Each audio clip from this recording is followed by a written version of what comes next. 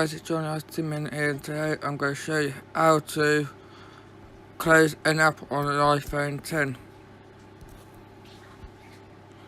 First, you swipe it from the bottom, then click on the app you want to close, then click the minus button, then you start closing your apps. And the other thing is, I'm going to show you how to access your notification center. Scroll it from the top and you see your notifications that you received today. To close out your notifications, click the X to clear it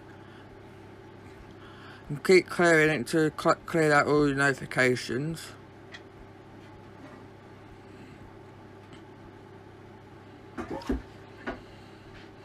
To unlock your phone, you swipe up from the bottom and it'll bring up your passcode or Face ID, kick in.